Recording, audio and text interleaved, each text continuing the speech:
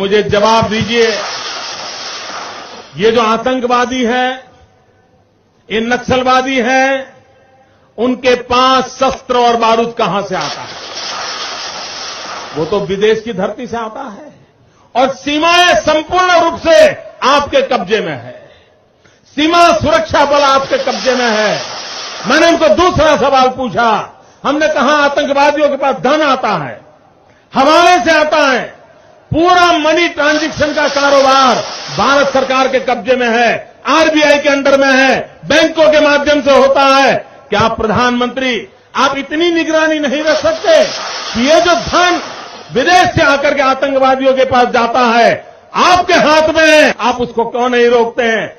मैंने तीसरा सवाल उनको पूछा कि विदेशों से घुसपैठ ही आते हैं, घुसपैठ ही आतंकवादियों के रूप में आते हैं, आतंकवादी घटनाएं करते हैं, भाग जाते हैं। प्रधानमंत्री जी आप मुझे बताइए, सीमाएं आपके हाथ में है, कोस्टल सिक्योरिटी आपके हाथ में है, बीएसएफ सेना सब आपके हाथ में है, नेवी आपके हाथ में है, ये विदेश से घुसपैठ के कैसे घुस जाते हैं? मैंने चौथा सवाल पूछा, सारा कम्युनिकेशन भारत सरकार के अंडर में है। कोई भी अगर टेलीफोन पे बात करता है, ईमेल भेजता है, कोई भी कम्युनिकेशन करता है, भारत सरकार उसको इंटरप्ट कर सकती है। इंटरप्ट कर करके जानकारियां पा सकती है कि आतंकवादी गतिविधि के अंदर कौन सा कम्युनिकेशन चल रहा है और आप उसे रोक सकते हो।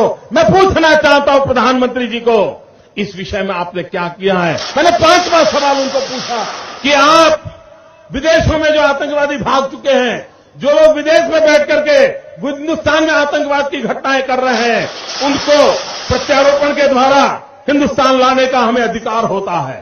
आपकी विदेश नीति में वो क्या ताकत है? एक बार इन पांचों चीजों पर कुछ करके दिखाइए, आतंकवाद जड़ मूल से उखड़ जाएगा। राज्यों के अधिकार हथिया करके राजनीति के करने के खेल छोड़ दीजिए।